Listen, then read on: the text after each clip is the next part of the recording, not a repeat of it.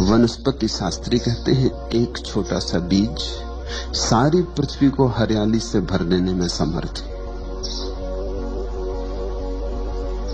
और एक छोटे से अज्ञान के बीज ने मनुष्य को परिपूर्ण अंधकार से भर दिया है। बीज है छोटा, यह बोध नहीं है कि मैं कौन हूं, और जिसे यही बोध नहीं है कि मैं कौन हूं, फिर वो जो भी करेगा गलत ही करेगा। जहां भीतर का दिया ही न जला हो, फिर तुम्हारे कृत्य के ठीक होने की कोई संभावना नहीं। और हम सब चेष्टा करते हैं कि कृत्य ठीक हो जाए। ये ऐसे ही है जैसे कोई अंधेरे में दिया तो न जलाए और ठीक ठीक चलने का अभ्यास करे, ताकि अंधेरे में मैं बिना गिरे चल सकूं, बिना टकराए चल सकूं, दीवानों से सिर न फूटे, जब चाहिए तब दरवाजा मिल जाए। काश जिंदगी स्थिर होती तो यह संभव हो जाता। काश ऐसा होता कि तुम एक ही मकान में सदा रहते, एक ही कक्ष में सदा रहते, तो धीरे धीरे अभ्यास हो जाता। धीरे धीरे तुम जानने लगते बिना दिए के जलाए द्वार कहां है, दीवार कहां है। जानने लगते टेबल कहां रखी, कुर्सी कहां रखी। जानने लगते किस दिशा में जाएं, किस दिशा में ना जाएं। तो दिए की भी जरूरत न थी। लेकिन जिंदगी रोज बदल जाती, ये अड़चन है। ये जिंदगी का मकान परिवर्तनशील है। यहां एक क्षण को भी कुछ स्थिर नहीं है। यहां सब धारा है, यहां सब बह रहा है, यहां सब बदल रहा है। इसलिए कल तुमने जो तय किया था वो आज काम नहीं आता। आज जो तुम अनुभव करोगे वो कल काम में नहीं आएगा। दिया तो जलाना ही होगा। ये जिंदगी के सरित प्रवाह में केवल अभ्यास कर लेने से कृत्यों का कोई परिणाम होने वाला नहीं है, बल्कि खतरा होता है। ऐसा सोचो कि कमरा रोज बदल जाता हो, रात तुम सोए कमरा घूम जाता हो, जहां दरवाजा था दीवार आ जाती हो, जहां दीवार हो दरवाजा आ जाता हो। कल तुमने अभ्यास कर लिया था, निश्चिंत होकर सोए थे कि अब तो सब पता हो गया, अब दोबारा सिर न टकराएगा, अब चोट ना खाऊंगा, अब तो जब निकलना होगा बाहर तो निकल जाऊंगा, अब तो मैं जानता हूं। कल तुम निश्चिंत होकर सो गए थे, लेकिन रात सारा मकान बदल गया। तुम्हारा ज्ञान सहयोगी न होगा और बाधा पड़ेगा, क्योंकि तुम निश्चिंत हो कि अब मैं जानता हूं। अब तुम एकदम से दीवार से टकरा जाओगे। वहां कल दरवाजा था, आज वहां दरवाजा नहीं। इसलिए जिसको हम तथाकथित अनुभवी आदमी कहते हैं वो और भी गड्ढों में गिरता है। बच्चे तो थोड़ा संभल के भी चले, अनुभवी संभल के नहीं चलता, क्योंकि अनुभवी को ख्याल है कि मैं तो जानता ही हूं। जानना तो सिर्फ एक है जगत में कि मैं कौन हूं, उससे ही भीतर का दिया जलता है और तुम्हारा सारा जीवन, तुम्हारे सारे कृत्य रोशन हो जाते। और दिया फिर ऐसा है कि मकान बदलता रहे बदलता रहे। जब दिया जल रहा है तो द्वार जहां होगा दिखाई पड़ जाए। यही नीति और धर्म का भेद है। नीति सिखाती है क्या करो, नीति अभ्यास करवाती है शुभ का, शिव का। बुरा छोड़ो, बुरे की आदत न डालो, भले की आदत डालो। नीति आचरण को बदलवाती है और अंतस अंधेरे से ही भरा रहता। तो आचरण तो अच्छा भी हो जाता है तो भी क्या परिणाम होता है। बुरे आदमी उन्हीं गड्ढों में तड़फ रहे हैं जिनमें भले आदमी तरफ रहे हैं। कोई फर्क नहीं। जब मैं ये कहता हूं तुम थोड़े चौंकोगे, तुम कहोगे बुरे आदमी कारागृह में बंद हैं और भले आदमी अपने महलों में बैठे हैं। फर्क क्यों नहीं? ऊपर से जरूर फर्क है, उनके गड्ढे ऊपर से अलग दिखाई पड़ते हैं, लेकिन अगर गहरे में देखोगे तो अहंकार का एक ही गड्ढा है। उसमें कारागृह में बंद आदमी भी तड़फ रहा है, उसी में मंदिर में बैठा हुआ पूजा करने वाला आदमी भी तड़फ रहा है। गड्ढा एक है, अहंकार का गड्ढा है।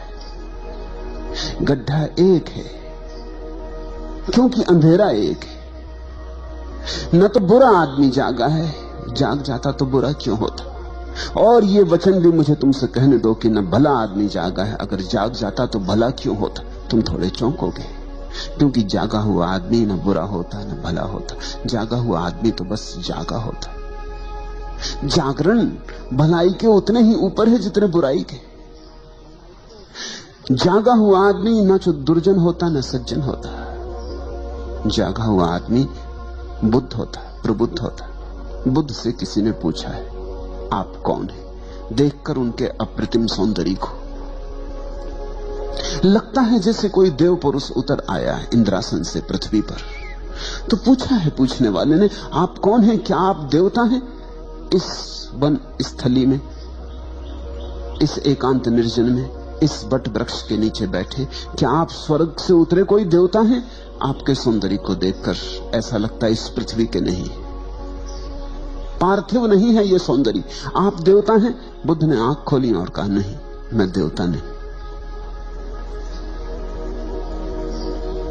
उस आदमी ने पूछा तो फिर आप किन्नर हैं?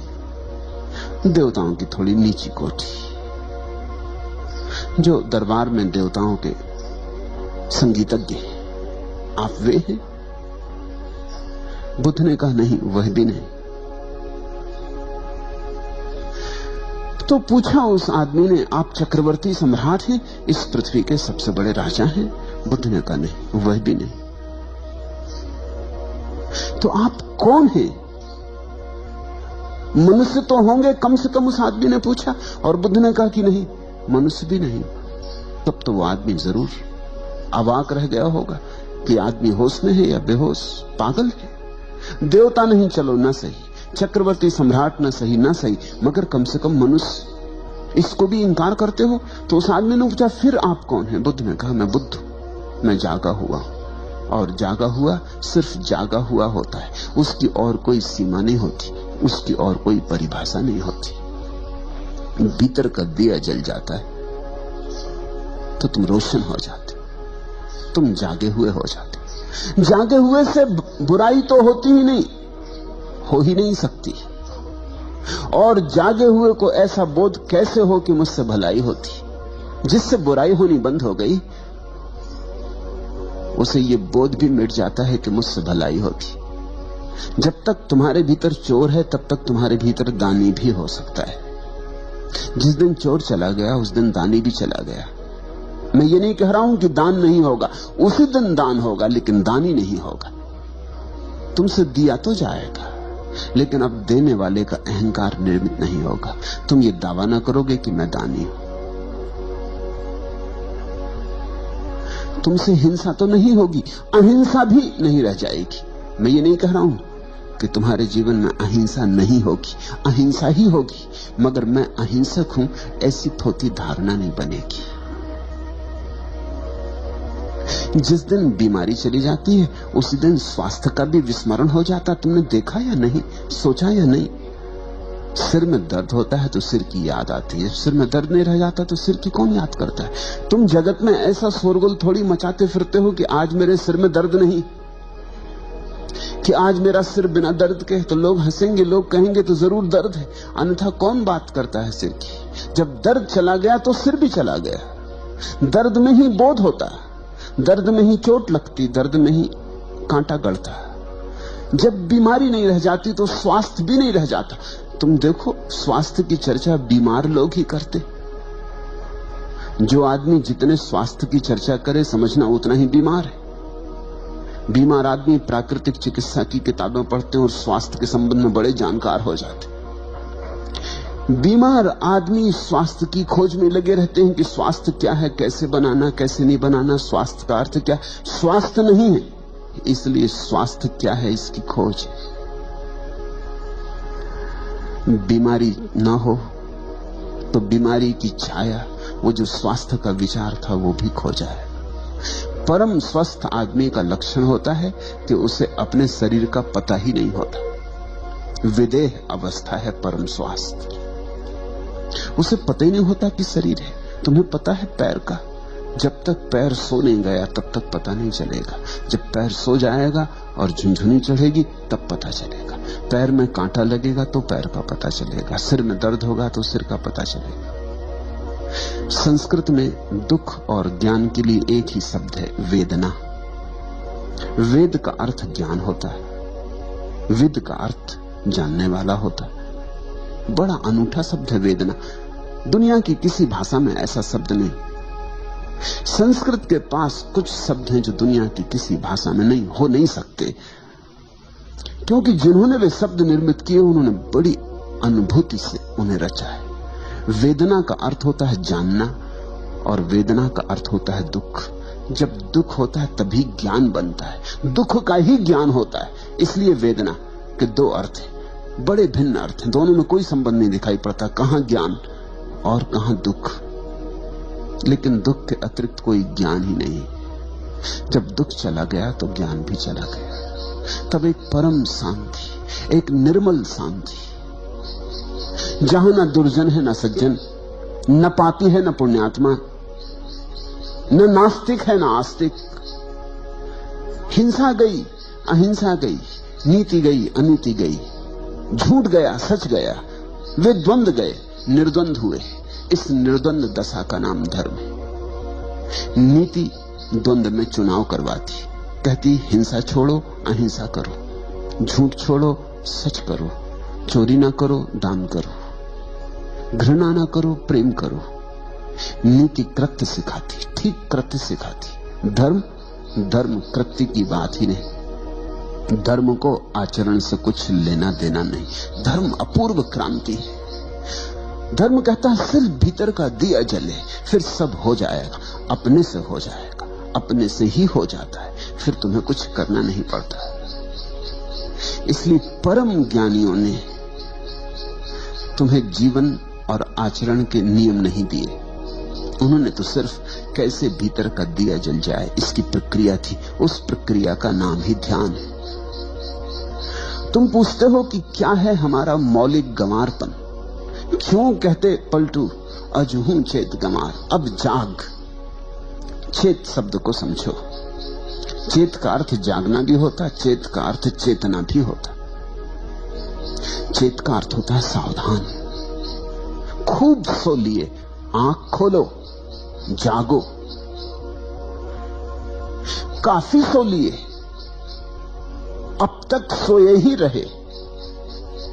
कभी बुराई में सोए, कभी भलाई में सोए। ऐसा समझो कि रात तुम सपने देखते हो। कभी सपना देखते हो कि साधु हो गए, हाथ में कमंडलू लिए भिक्षा मांगने निकले हो, और कभी सपना देखते हो कि हत्यारे हो गए, चोर हो गए और डांका डालने निकले हो। नैतिक व्यक्ति कहेगा अच्छा सपना देखो, साधु बनो, असाधु ना बनो। धार्मिक आदमी कहेगा सपने सब सपने हैं, चाहे तुम चोर बनो सपने में और चाहे साधु बनो, क्या फर्क है? सुबह जाग के पता चलेगा दोनों झूठे थे। इसलिए धार्मिक व्यक्ति कहता है अब जागो, सपने कब तक बदलते रहोगे? ऐसे ही हम सपने बदलते रहे। एक सपने से थक जाते हैं तो विपरीत सपना देखने लगते हैं। रोज हो रहा है ऐसा। जब तक मन की इस अवस्था को तुम ठीक से ख्याल में न लोगे, जागोगे नहीं। एक आदमी बहुत भोजन करता है तो ऊब जाता है, फिर भोजन से कष्ट होने लगता है, सुख तो मिलता नहीं, बहुत करने से कष्ट होने लगता है। जब कष्ट होने लगता है तो उपवास की सोचने लगता है। एक अति से दूसरी अति पर चले। जब कष्ट बहुत होने लगा तो आदमी सोचता है उपवास कर लूं। और मेरे अनुभव में ऐसा आया कि भोजन कम करना ज्यादा कठिन है, भोजन न करना ज्यादा आसान है। मैंने अनेक लोगों को देखा, उनसे अगर कहो कि थोड़ा सम्यक भोजन करो, इतना मत करो, आधा कर दो, वो कहते हैं ये कठिन है। आप कहो तो बिल्कुल बंद कर दें। अति पर जाना मन को आसान है, मध्य में आना मन को कठिन है।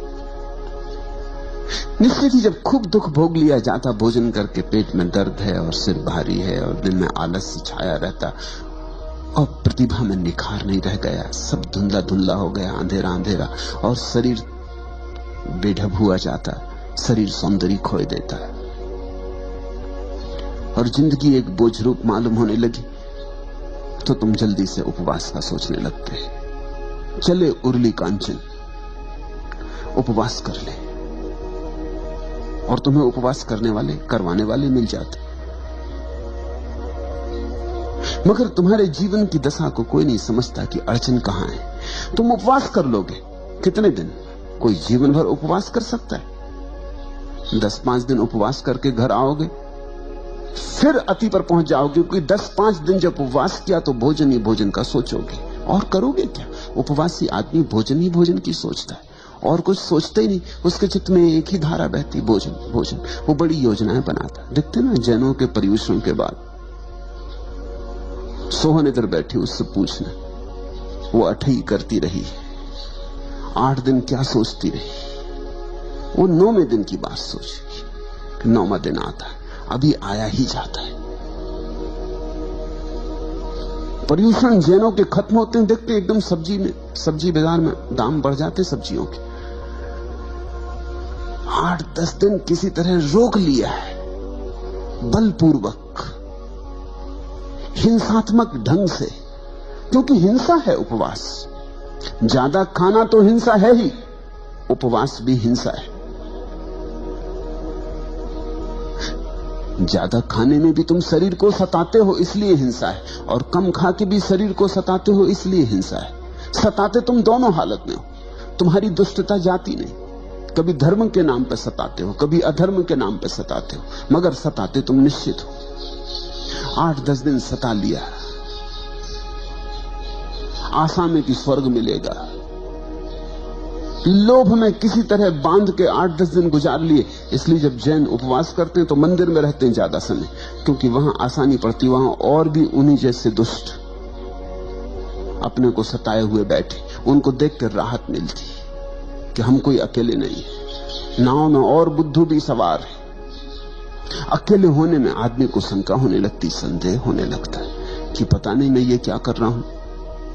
उपवासी आदमी को रेस्तरां में जाके बिठा दो तो उससे बड़ी अड़चन होगी, क्योंकि सब लोग भोजन कर रहे हैं, गुलछर्रे उड़ा रहे हैं, चर्चा कर रहे हैं, भोजन की सुगंधियां उठ रही हैं, नासापुटों को उत्तेजित कर रही हैं, भूख को जगा रही हैं।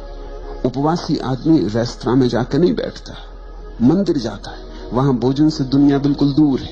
वहां ना भोजन की गंध उठती, ना कोई भोजन करता, ना कोई भोजन लाता।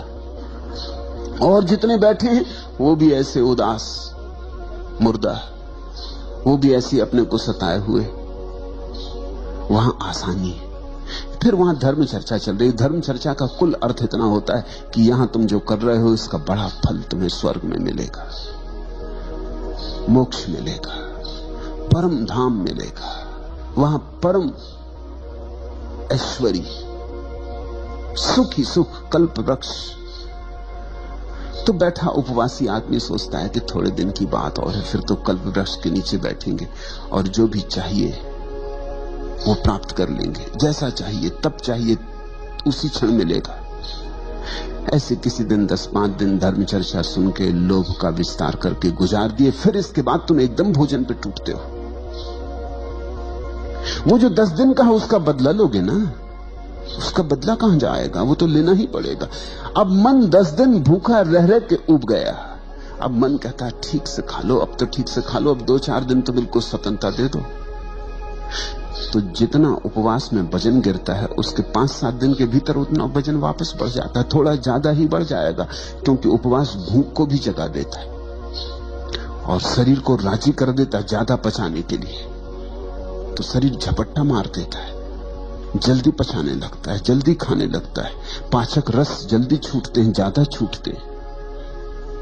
तो तुम देखोगे उपवास में वजन गिर जाएगा, 2-4 दिन में वजन फिर उतना ही हो जाएगा, थोड़ा ज्यादा भला हो जाए, कम तो नहीं होने वाला। फिर तुम सोचने लगोगे कुछ महीनों के बाद उपवास कर ले। ऐसा मनुष्य का द्वंद्व है। स्त्रियों के पीछे भागते भागते परेशान हो गए, एक दिन तय करते हुए स्त्रियों को छोड़कर जंगल भाग जाए। ये स्त्री नरक का द्वार है। या पुरुषों के पीछे बहुत ज्यादा सिर फोड़ाफाड़ी हो गई है, सब देख लिया संसार, कुछ रस नहीं पाया, अब सोचते हैं कि अब छोड़ छाड़ दें, इस सब से हट जाएं। मगर अति से दूसरी अति, तो नीति तुम्हें एक अति से दूसरी अति पर ले जाती, क्रांति नहीं हो पाती। अति से मुक्ति में क्रांति है, मध्य में खड़े हो जाने में क्रांति है, संतुलन में क्रांति है, सम्यक्त्व क्रांति है। सम्यक्त्व शब्द को समझो, उसका मतलब है समतुल्य। ठीक बीच में आ गए, जैसे तराजू के दोनों पल्ले बराबर हो जाते हैं और कांटा बीच में आ जाता है। न इधर झुके न उधर झुके, न संसार में झुके और न मोक्ष में झुके, मध्य में खड़े हो गए। वही तो पलटू ने कल कहा कि इड़ा पिंगड़ा मेरे दो पलड़े हो गए। दोनों को सतनाम की डांडी से संभाल लिया है। जैसे जैसे तुम्हारे भीतर बोध बढ़े, वैसे वैसे तुम्हारे भीतर संतुलन आता है, तुम्हारे भीतर द्वंद्व कम हो जाते। ये निर्द्वंद दशा का नाम ही अद्वैत है। एक ही भूल है कि तुम्हारा दिया जला हुआ नहीं। आचरण को सुधारने में बहुत चिंता मत लगाओ, और ध्यान रखना, मैं ये नहीं कह रहा हूं कि आचरण को बिगाड़ने में चिंता लगाओ। जब मैं सुधारने तक को दो कौड़ी का मानता हूं तो बिगाड़ने को कैसे मूल्य दे सकूंगा। मैं कहता हूं आचरण से दृष्टि को बदलो, गेर बदलो, अंतर्मुखी बनो। भीतर अंधेरा है, इसको कैसे रोशन करें, यहां कैसे प्रकाश प्रकट है, कैसे उजाला हो। ध्यान से उजाला होता है। ध्यान है ज्योति जलाने की प्रक्रिया, और मजा ऐसा है कि सब साधन मौजूद है। तुम्हारे घर में दिया है, तेल भरा, बाती लगा, माचिस भी रखी। जरा माचिस को रगड़ना है, जरा माचिस को रगड़ना है कि ज्योति पैदा हो जाएगी। फिर माचिस से ज्योति को बाती से छुला देना है, छुआ देना है कि दिया जल उठेगा। तुम सब लेकर आए हो, तुम्हारे अंतरतम में सब मौजूद है। जो होना चाहिए वो सब मौजूद है, जो जो जरूरी है सब मौजूद है। थोड़ा संयोजन करना है, थोड़ा सा संयोजन। तुम्हारे भीतर साक्षी भाव की संभावना छिपी पड़ी है। जरा चेष्टा, जरा अपने को झकझोरना है। उसी झकझोरने को पलटू कहते हैं। अजहू चेत कमार, अब तो जाग, अब तो जाग। खूब सो लिया, कितना सो लिया। सोते सोते जन्म जन्म बीते, सदियां बीती, अनंत काल बीत गया। अब आंख खोल, बहुत सपने देखे, अब सत्य को देख, स्वयं को देख। दूसरा प्रश्न, संत पलटूदास कहते हैं कि भागवत धन की लूट हो रही है और जो चाहे सो ले। यदि ऐसी बात है तो क्यों इस बात का धनी करोड़ों में एकाध हो पाता है? धन की लूट तो हो रही, लेकिन तुम्हें धन दिखे तब ना। नदी बही जा रही, लेकिन तुम्हें प्यास लगे तब ना, तो तुम पियो। प्यासे को नदी दिखाई पड़ती है, और प्यासे को नदी हजारों मील दूर भी बह रही हो तो भी वो यात्रा करके नदी तक पहुंच जाता है। और गैर प्यासे के सामने, घर के सामने से बहती हो गंगा, तो भी दिखाई नहीं पड़ती। ख्याल रखना, तुम्हें वही दिखाई पड़ता है जिसकी तुम खोज कर रहे हो। जिसे तुम देखने निकले हो वही दिखाई पड़ता है।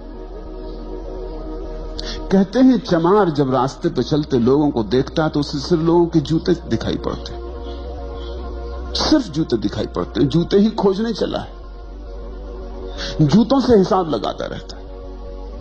जूता देख के पहचान लेता है चमार, करीब करीब तुम्हारे जूते से तुम्हारी पूरी आत्मकथा पहचान लेता है। जूते की खस्ता हालत बता देती है कि शायद हार गए चुनाव में इस बार। जूते पे चमक, दर्पण जैसी चमक दिखा देती कि मालूम होता जीत गए। जूते की चमक बता देती है कि जेब गर्म है कि ठंडी। जूते की हालत बता देती है कि बुलाए, तुम्हारे साथ मेहनत करे कि गुजर जाने दे। जूते की हालत बता देती है कि भैया गुजर ही जाओ तो अच्छा, कहीं और ही चले जाओ तो अच्छा, यहां न लौट आना, नहीं तो उधारी करोगे। चम्हार जूते को देखता है, चम्हार जूता देखने को ही बैठा है, उसकी नजर वहां लगी। दर्जी तुम्हारे कपड़े देखता है, दर्जी तुम्हें नहीं देखता, तुम्हारे कपड़े ही दिखाई पड़ते। तुम जो खोजने निकले हो वही तुम्हें दिखाई पड़ता है। इस सत्य को खूब गहराई में पकड़ो। वही रास्ता, वही सड़क, वही बाजार, तुम अलग अलग बार निकले हो और तुम्हें अलग अलग दुकानें वहां दिखाई पड़ी। तुमने कभी सोचा? जीवन के छोटे छोटे तथ्यों पर विचार करो और वहां से बड़े तथ्यों की पकड़ आएगी। जब तुम भूखे होते हो तो भोजनालय और रेस्तरां और होटल यही दिखाई पड़ते। उपवास करके एक दिन जाओ बाजार में और तुम पाओगे अरे इतने रेस्तरां हैं, इतनी होटलें, इतनी दुकानों पर भोजन बिक रहा है, ये तुम्हें कभी ख्याल में ना आया था। तुम भरे पेट निकले थे, ख्याल में आने का कोई कारण न था। फिर एक दिन भरे पेट जाओ, फिर वो दिखाई ना पड़ेंगे। जिसकी काम वासना पीड़ित है उसे रास्ते पर पुरुष नहीं दिखाई पड़ेंगे, स्त्रियां दिखाई पड़ेंगी। उसे पुरुष छूट ही जाएंगे, पुरुषों को वो मद्देनजर कर जाएगा। वो गुजरेंगे जरूर लेकिन उनकी कोई छाप न बनेगी। लेकिन जिसकी काम वासना तृप्त है उसे स्त्री पुरुषों से कोई भेद नहीं पड़ेगा। और जो काम वासना के पार जा चुका है उसे तो यह भी भेद करना मुश्किल हो जाएगा कि कौन स्त्री है कौन पुरुष है। स्त्री पुरुष का भेद तुम तभी तक करते हो जब तक तुम्हारे भीतर तलाश है, तुम्हारे भीतर वासना प्रदीप्त है। नहीं तो कौन चिंता करता है? तुमने ख्याल किया? तुम वही देखते हो जो तुम खोज रहे हो। तो पलटू तो कहते हैं कि भागवत धन की लूट हो रही, ये सामने ढेरी लगी है, लूट सको तो लूट लो। खड़े खड़े क्या देख रहे हो? पलटू कहते। लेकिन जो खड़े खड़े देख रहा है उसको वहां धन दिखाई नहीं पड़ रहा, उसे वहां कुछ भी दिखाई नहीं पड़ रहा है। या ये भी हो सकता है कि जो लूट रहे हैं वो उसे पागल मालूम होते हो, क्योंकि जब उसे धन नहीं दिखाई पड़ता और ये टूटे पड़ रहे हैं तो पागल ही तो मालूम होंगे। ये किस चीज पे टूटे पड़ रहे हैं? यहां कुछ भी तो नहीं है। उसे लगेगा ये सब मन की कल्पना के जाल में पड़ गए। ऐसी तो होता है, तुम यहां बैठे हो, जो लोग यहां नहीं है वो तुम्हें पागल समझते, वो पागल समझेंगे ही। वो कहेंगे किस कल्पनाओं में पड़े हो। अरे यथार्थ जगत को देखो, किस सम्मोहन में उलझ गए हो, किसकी बातों में उलझ गए हो। ये सब बातें हैं, इनमें मत उलझ जाना, नहीं तो घर गृहस्थी खराब हो जाएगी। बाल बच्चों को देखो, पत्नी को देखो, परिवार को देखो, अपने कर्तव्य का ध्यान रखो, यथार्थ को देखो। ये किन बातों में पड़े हो? इतना समय दुकान पर लगाओ, बाजार में लगाओ, कुछ कमाओ। कमाई हाथ में आएगी तो कुछ काम आएगी। ये धर्म चर्चा, तत्व चर्चा, ये किस काम में आएगी? इसकी रोटी बनाओगे कि कपड़े बनाओगे, किससे छप्पर बनाओगे? इससे बच्चों का पेट नहीं भरेगा और न पत्नी के लिए साड़ी खरीद सकोगे। किस झंझट में पड़ गए हो? लोग तुम्हें समझाते हैं, लोग तुम्हें कहते होंगे अभी भी लौट आओ, अभी ज्यादा नहीं गए हो, नहीं फिर पीछे लौटना मुश्किल हो जाएगा, कहीं ज्यादा मत उतर जाना इसमें, होश हवास न खो देना, औरों ने खो दिया है। उनकी बात भी ठीक तो है, उनकी तरफ से ठीक ही है। अब यहां लोग मेरे पास आए हैं, दूर दूर से आए, कोई जापान से है, कोई जर्मनी से है, कोई ईरान से है, कोई इथोपिया से है, कोई अमेरिका से है, कोई स्वीडन से आया है, कोई इंग्लैंड से है, कोई इटली से है। दूर दूर से लोग आए, करीब करीब जमीन के हर तरफ से लोग यहां मौजूद हैं, सिर्फ चीन और रूस को छोड़ के, क्योंकि वहां से आ नहीं सकते। लेकिन मेरे पड़ोसी भी हैं यहां पूना में, वो नहीं आए। वो समझते हैं सब पागल हो गए हैं, इनका दिमाग खराब हो गया। और उनकी बात में भी सच्चाई है, उनकी तरफ से सच्चाई है। उनको यहां कुछ दिखाई नहीं पड़ता, यहां धन लुट ही नहीं रहा है। धन तो वे कमा रहे हैं, तुम तो यहां बैठे बैठे धीरे धीरे निर्धन हो जाओगे। तुम्हें लग रहा है कि तुम धन लूट रहे हो। तो एक बात समझो, धन और धन भी तो देखना पड़ता है। जिन्हें बाहर की वस्तुओं में धन दिखाई पड़ता, उन्हें भीतर की वस्तुओं में धन नहीं दिखाई पड़ता। जिन्हें भीतर की वस्तुओं में धन दिखाई पड़ जाता, उन्हें बाहर की वस्तुओं में धन नहीं दिखाई पड़ता। बुद्ध ने अपना राजमहल छोड़ा तो उनके सारथी ने, जब उन्हें छोड़ने गया जंगल में, उसने उनके पैर पकड़ लिए। सारथी ने, बूढ़ा सारथी, बचपन से बुद्ध को रथ पर घुमाया किया है, बचपन से बुद्ध को बढ़ते हुए देखा है, उसका भी बेटे जैसा लगाव है बुद्ध से। उसने बुद्ध के पैर पकड़ लिए और कहा कि ये क्या कर रहे हो, जंगल में कहां जा रहे हो, इस महल को छोड़कर, इस संगमरमरी महल को छोड़कर, उस सुंदर यशोधरा को, तुम्हारी पत्नी को छोड़कर, उस नए नए पैदा हुए बेटे राहुल को छोड़कर, अपने बूढ़े बाप को छोड़कर तुम जा कहां रहे हो? तुम बूढ़े बाप के हाथ की लकड़ी हो और ये सुंदर महल और ये सारा वैभव जंगल में मिलेगा क्या? तुम मुझसे पूछो, मुझ बूढ़े से पूछो, मैं जंगलों में खूब भटका हूं, वहां कुछ भी नहीं है। और दुनिया तो महलों की तरफ जाना चाहती। तुम्हारा दिमाग ठीक है, तुम महल से छोड़ के जा रहे हो। कौन नहीं जो राजा ना होना चाहे, और तुम राजा होना तुम्हारे हाथ में और छोड़ के जा रहे हो। वो बूढ़ा रोने लगा। उसकी बात भी तो ठीक है, उस बूढ़े को जंगलों में कुछ भी नहीं दिखाई पड़ता, उसे सब महल में दिखाई पड़ता है। गरीब आदमी का धन महल में मालूम होता है। ये तो कभी किसी अमीर को समझ में आता है कि महल में कुछ भी नहीं। ये तो किसी अमीर के अनुभव में बात उतरती कि यहां कुछ भी नहीं, क्योंकि देख लिया, कुछ पाया नहीं। शोरगुल तो बहुत है, सार बिल्कुल नहीं। बुद्ध हंसने लगे। उन्होंने कहा, तू तेरी तरफ से ठीक कहता है, लेकिन मेरी तरफ से वहां कुछ भी नहीं। वहां से मैं देख के आ रहा हूं। तू तो बाहर बाहर था बूढ़े, तू तो सारथी ही था। मैं भीतर रह के आ रहा हूं, वहां कुछ भी नहीं। और जिन्हें तू महल कहता है, सुंदर आलीशान वैभव से भरे संगमरमर के, उन्हें मैं केवल लपटों में जलता हुआ देख रहा हूं। मुझे जल्दी दूर निकल जाने दे, इसके पहले कि वो मुझे भी खाक कर दें, क्योंकि वो बहुतों को खाक कर चुके।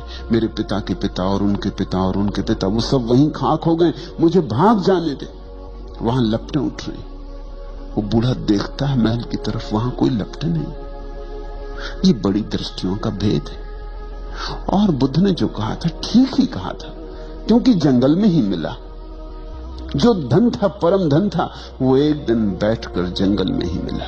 वो 6 साल की अथक खोज के बाद एक दिन निरंजना नदी के तट पर बट वृक्ष की छाया में बैठे हुए वो धन बरसा। तो एक अदृश्य धन है, तभी तक अदृश्य है जब तक तुम्हारी आंखें बाहर से उलझी।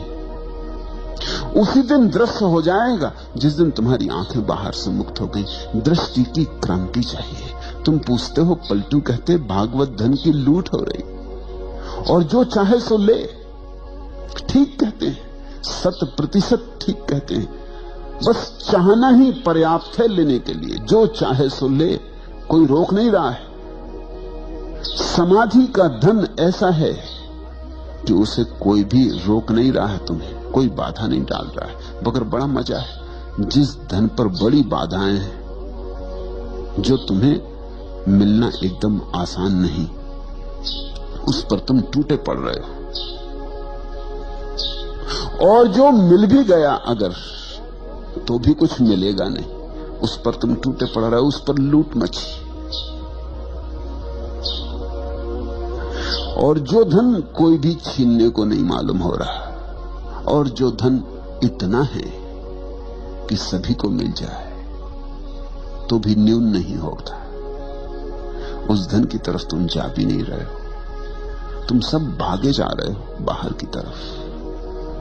और तुम्हारा धन तुम्हारे भीतर है। तुम्हारा धन तुम हो। तुम्हारे होने में, तुम्हारी सत्ता में तुम्हारा धन है।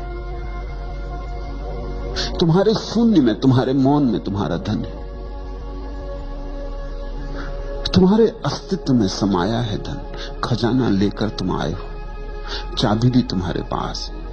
लेकिन इस चाबी को तुम कभी भीतर की तरफ लगाते नहीं, बाहर की तरफ लगाते। यही आंखें जो बाहर की तरफ भाग रही, दूर दिशाओं में दौड़ी चली जा रही, यही आंखें लौटकर अपने धन को खोज लेती। यही हाथ जो और सारे संसार को पकड़ते फिर रहे हैं, इन्हीं हाथों में छिपी ऊर्जा भीतर की तरफ लौट के परम धन को संभाल लेती। लेकिन कोई रोकता नहीं, फिर भी तुम उसके प्यासे नहीं। तुम अभी संसार से थके नहीं हो। तुम्हें लगता है यहां शायद हो, आज नहीं मिला कल मिले।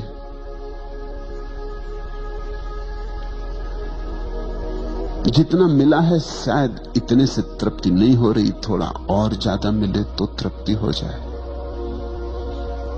10,000 तुम्हारे पास है तो शायद 10 लाख होंगे तो तृप्ति हो जाएगी। 10 लाख होंगे तो मन कहेगा 10 करोड़ हो जाए तो तृप्ति हो जाएगी। और मन के फैलाव का कोई अंत नहीं है। मन आंकड़े बड़े करता चला जाता है। तुम जहां रहोगे वहीं से मन के आंकड़े बाहर और भविष्य की तरफ विस्तीर्ण हो जाएंगे। मन क्षितिज की तरफ फैलता चला जाता। मन कभी भी तुम्हें ऐसा मौका न देगा कि अब आगे नहीं।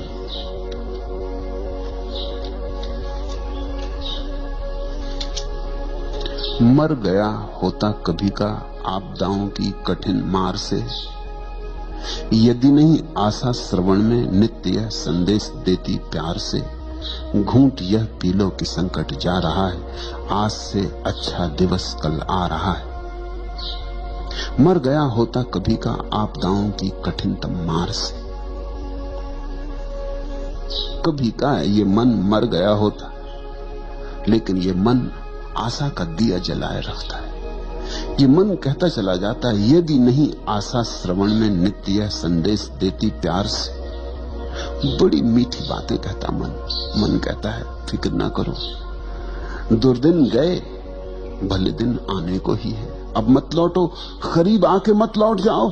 अब तो बिल्कुल हाथ में ही है मंजिल, अब ना लौट जाओ। पागल हुए हो, इतनी दूर चल आए, अब कहां लौट के जाते हो। घूंट यह पी लो कि संकट जा रहा है, आज से अच्छा दिवस कल आ रहा है। कल कभी आता नहीं और मन कहे चला जाता है आ रहा है, आ रहा है, बस जरा ही दूर है, आया ही जाता है।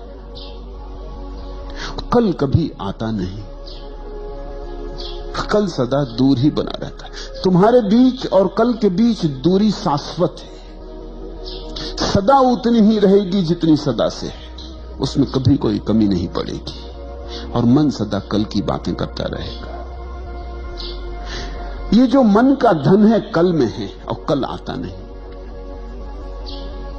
और ये असली धन है वो अभी है, यही है और तुम्हारे भीतर है और तुम्हारे साथ ही आया है। असली धन खोता ही नहीं, सिर्फ विस्मरण होता है, और नकली धन कभी मिलता ही नहीं, सिर्फ आशा बंधती। तो पलटू कहते तो ठीक ही है कि जो चाहे सो ले। जिस दिन चाहोगे, जिस दिन भी तय कर लोगे कि बस उब गया, थक गया, अब और कल की दौड़ नहीं, अब और आपाधापी नहीं, समझ लिया मन को, मन का गणित समझ में आ गया है कि तो रोज ही यही कहे चला जाएगा कि कल कल कल, इस जन्म में नहीं अगले जन्म में, यहां नहीं स्वर्ग में, यहां नहीं कहीं और। मन सदा कहता है कहीं और है सुख। देखो भिखमंगा सड़क पर सोचता है चलते समय महल में जो विराजमान है वहां है सुख, और महल में जो बैठा है परेशान पीड़ित, रात भर सो भी नहीं सका, महल में नींद कहां? जिसकी भूख भी मर गई, महल में भूख कहां? जो किसी तरह दवाइयों के सहारे जिए जा रहा है, वो सोचता है रास्ते पे चलते भिखारी को देखकर कि शायद इस भिखमंगे की मस्ती में सुख हो। देखो किस मजे से चला जा रहा है, एक तारा बजाता। देखता है इस भिखमंगे को रास्ते पर सोया हुआ, धूप में, घनी धूप में, और गुर्राटे ले रहा, और वो अपने महलों में सुंदरतम बिस्तर बनाए हुए है तो भी नहीं सो पाता। नींद असंभव हो गई, चैन हराम हो गया।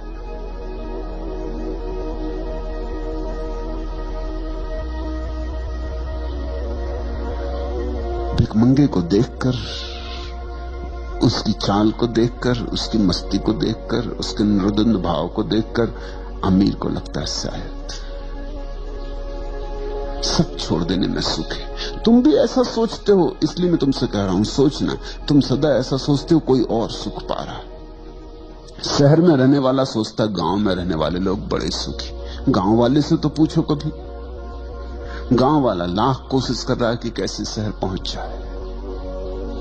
बंबईया सोचता है कि कैसे गांव पहुंच जाए, गांव वाला सोचता है कैसे बंबईया हो जाए। गांव वाले की एक ही आशा लगी, कभी बंबई पहुंच जाए। और बंबई वाला सोचता रहता है, कविताएं भी पढ़ता है, वो बंबई ही लिखते हैं। वो कविताएं भी बंबई में रहने वाले लोग लिखते हैं, गांव के सौंदर्य की, गांव की प्रकृति की, गांव के निसर्ग की। गांव वहां जाते नहीं वो। कौन रोक रहा है तुम्हें गांव जाने से? मैं दिल्ली में था और एक हिंदी के बड़े कवि मुझे मिलने आए। उन्होंने एक कविता सुनाई, गांव की बड़ी प्रशंसा। मैंने उनसे पूछा, कविता तो ठीक है मगर एक सवाल पूछूं, नाराज तो ना होंगे? उन्होंने कहा कि नहीं। वो सोचे कि शायद मैं कविता के संबंध में कुछ पूछ रहा हूं। मैंने कहा, तुम्हें रोकता कौन? दिल्ली में तुमसे कह कौन रहा कि तुम रहो? कोई दिल्ली तुम्हारे पीछे पड़ी? तुम गांव जाते क्यों नहीं? वो तो जरा चौंके। 10-5 और लोग बैठे थे, वो जरा बेचैन भी हो गए। इसका उत्तर क्या दें? रोकता कौन है तुम्हें? अभी निकल जाओ, टिकट की दिक्कत है। तो मैं जिनके घर में ठहरा था, मैंने उनको टिकट का इंतजाम कर दे, और इनको अब जाने दें। न पत्नी है न बच्चे, दिल्ली में भी घर द्वार नहीं है, होटल में रहते। काहे परेशान हो? कौन से गांव जाना है? मैंने उनसे पूछा। उन्होंने कहा, आप भी खूब है, क्या मुझे भेज ही देंगे? किस गांव की ये तस्वीर तुमने उतारी? कहने लगी, किसी गांव की नहीं, तो गांव मात्र की। मैंने कहा, फिर भी तो कोई गांव ये कहीं है जमीन पर, वहां तुम्हें भेज दें और तुम दोबारा लौट के दिल्ली मत आना। उन्होंने कहा कि ये तो कविता है, आप भी इसको बड़ी गंभीरता से ले रहे हैं। मैं तो समझा कि इतनी तुमने मेहनत की है, रात देर तक जगे होगे, कविता लिखी है, जोड़ तोड़ किया, शब्द बनाए, तो कुछ मतलब की होगी। कौन रोकता है?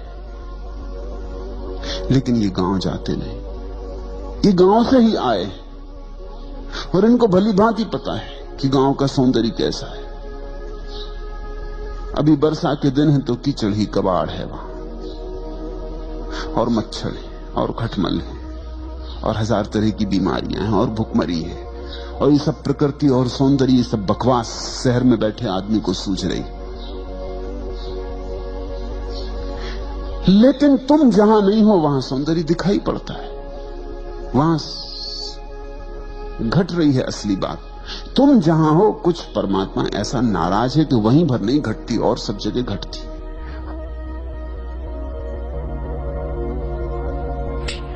हर दूसरे की शक्ल तुम्हें हंसती हुई मालूम पड़ती, और तुम भी भली भांति जानते हो कि तुम जब घर से निकलते हो तो आईना में देख दाख के चेहरा बना बनू के तुम भी मुस्कुराते निकलते हो, फिर भी तुम्हारी अकल में नहीं आता कि ऐसे सब भी मुस्कुराते निकलते हैं घर से। ये धोखा है, कोई मुस्कुरा नहीं रहा है, ये सब रो रहे हैं। ये भीतर के आंसुओं को छिपा लेने की तरकीब है, ये आवरण है, ये मुस्कुराहट, क्योंकि रोना जरा अभद्र होगा। और कौन अपनी बेइज्जती कर पाए? रास्ते पे खड़े होकर रोना, कौन अपनी दीनता दिखाए? शर्मा रहे हैं अपने रोने से, तो मुस्कुराहट पोत कर निकले। छुपा ली हैं झुर्रियां जीवन की, पाउडर में, लाली में लगा के किसी तरह छुपा लिए हैं अपने आंखों के अंधेरे, सुरमा काजल में, किसी तरह बंधन के बाहर आ गए। इनको देख के दूसरे मोहेंगे और सोचेंगे, गजब, तो ये आदमी ने पा लिया मालूम होता, ये आदमी ऐसी मस्ती से चला जा रहा। इससे तो पूछो, इसके भीतर तो झांको, और इसके भीतर झांकने की कोई जरूरत नहीं, तुम अपने भीतर झांको, तुम भी तो यही कर रहे हो। हम दूसरे को धोखा देते हैं और इस कारण सारी दुनिया हमें धोखा दे रही। तुम जो कर रहे हो वही दूसरे लोग भी कर रहे हैं। कोई यहां सुखी नहीं है, क्योंकि सुख तो भीतर जाने से मिलता है। यहां कोई भीतर जाता नहीं मालूम पड़ता। सबकी जीवन ऊर्जा बाहर बही जा रही, धन में, पद में, प्रतिष्ठा में। दिल्ली चलो, सभी दिल्ली जा रहे हैं। किसी तरह चलो दिल्ली के करीब ही पहुंच जाओ, ना पहुंचे दिल्ली भी तो कहीं तो रास्ते में करीब पहुंच गए। जितने करीब पहुंच गए उतना ही सुख मिल जाएगा। अपने भीतर आने से कोई सुख को उपलब्ध होता है, तब चेहरों पर मुस्कुराहट पोतनी नहीं पड़ती, तब एक दीप्ति होती, सहज भीतर से उठती, तब एक शांति होती जिसके लिए कोई आयोजन नहीं करना होता। जागो तो रहती है, सो जाओ तो रहती, उठो तो रहती है, बैठो तो रहती है, बोलो तो, चुप रहो तो, तब एक आनंद की लहर 24 घंटे बनी रहती, जिसको पलटू ने का आठों पहर तूरा बजता है। वो बजता ही रहता है भीतर का संगीत, उसे बजाना थोड़ी पड़ता है, वो बज ही रहा है। तुम्हारे भीतर इस क्षण भी बज रहा है। लूट सके तो लूट, मगर लूटने में बाधा क्या है? कोई बाधा नहीं, सिवाय इसके कि तुम भीतर जाते नहीं, तुम बाहर भागे जा रहे। तुम अपने से कोसों दूर खड़े हो, तुम अपने से ऐसे भागे हो जैसे कोई अपने दुश्मन से भाग गया हो, तुम अपने से ऐसे भागे हो जैसे कोई मौत से भाग गया हो। तुम अपने पास ही नहीं आते, तुम दूर दूर चक्कर मार रहे हो, तुम चांद तारों पे घूम रहे हो, लेकिन कभी घर नहीं लौटते।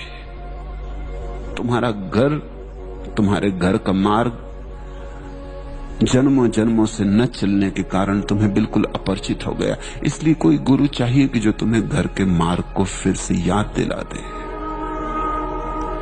सारा धर्म घर वापस लौटाने की यात्रा है, ये पुनः वापसी है।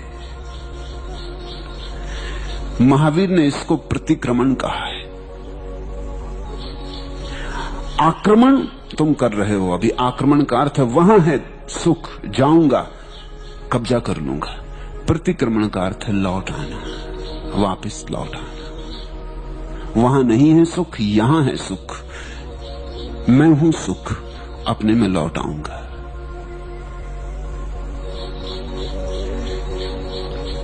पलटू कहते हैं इतनी ही बर जरूरत है कि तुम चाहो, पर चाह कैसे पैदा हो? चाह तभी पैदा होगी जब तुम अपनी बाहर की चाह की घनीभूत पीड़ा को देखो। तुम क्या कर रहे हो?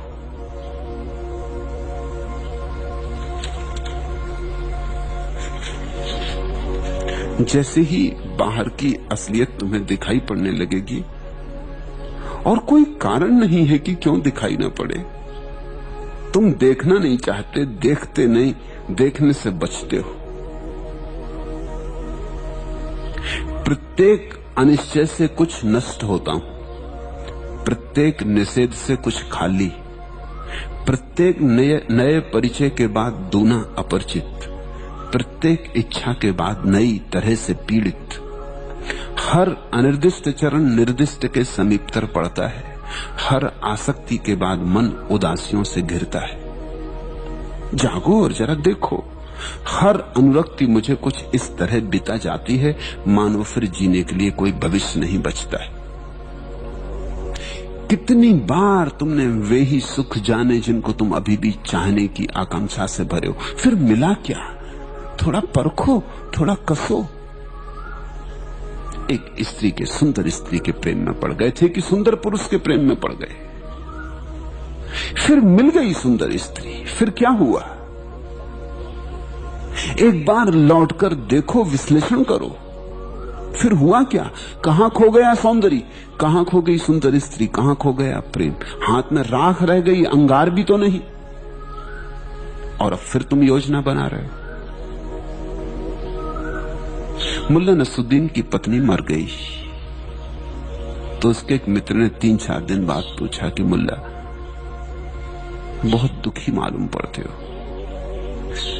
तुम्हारे दुख को देख के तो ऐसा लगता है कि अब तुम दोबारा विवाह नहीं करोगे। मुल्ला ने कहा क्षमा करें, मेरे जीवन भर का अनुभव यह है कि अनुभव पर सदा आशा की विजय हो जाती। अनुभव पर आशा की विजय। मित्र ठीक ही कह रहा था, लेकिन मुल्ला जीवन का एक गहरा अनुभव बता रहा। वो गहरा अनुभव पे आशा की विजय हो जाती। इस पत्नी के साथ सिवाय दुख के और कुछ भी नहीं जाना। तुम भी जानते, मैं भी जानता, लेकिन पता नहीं किसी दूसरी स्त्री के साथ सुख मिलना बदा हो। अनुभव पर आशा की विजय। और ऐसा भी नहीं है कि एकाध बार ऐसा हुआ हो, हर बार ऐसा हुआ।